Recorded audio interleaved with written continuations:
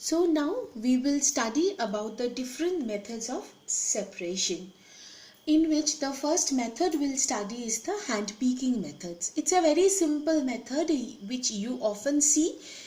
That is the simplest method of separation of the substances. This method is used only when unwanted material is in small quantity. What do you mean by this? Suppose you are taking a rice and that is mixed with the pebbles. Now obviously small stones or pebbles definitely is not as large quantity as the rice. So these unwanted substances are present but in small quantity. Moreover, shape, size or color of the unwanted material is different from that of the useful material. If the color, shape, texture of the unwanted substance would have been similar with the rice, we wouldn't have separated them by this method. We can use this method because two are totally different. So what is the example? Pebbles, broken grains and insects are separated from the rice, wheat and pulses. In the picture you can see how it is being done. The quantity of such impurities is usually not very large. In such situations we find that hand picking is a convenient method of separating substances. So from here, two things we have to remember. First one is the unwanted particles should be lesser in number, and the second one is they should be totally different looking from the useful component. Then only we can separate them with the hand picking method. The next one we are going is the threshing method. This process that is used to separate the grain from the stalk is called threshing. You can see in the picture, see how they are doing the threshing method. In this process, the stalks are beaten to free the grain seeds.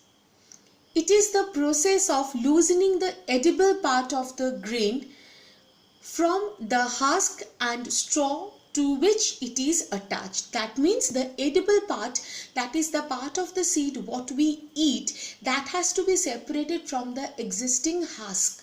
So this method is being used. Threshing does not remove the bran from the grain. Although this threshing method is by hand or manually is a very conventional method, nowadays we do with the help of the thresher. It is actually a machine used for separating wheat, peas, soybean and other small grain and seed crops from their chaff and straw. And another advantage of using the machine is that you can do the process in a large scale manner. Because nowadays we know that the amount has also been increased due to very much increase of the demand.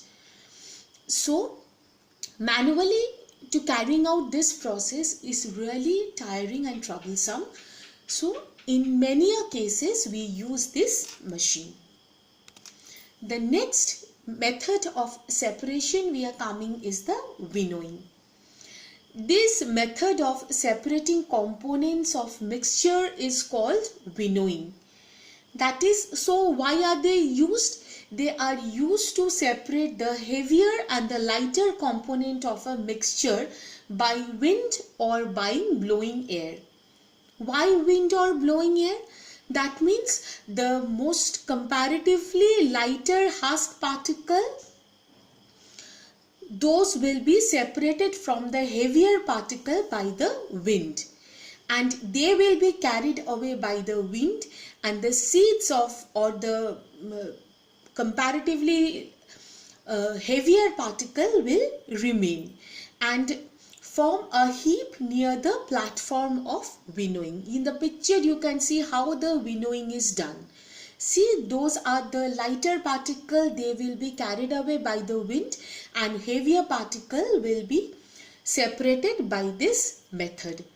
This separated husk, now what is the utility of the husk?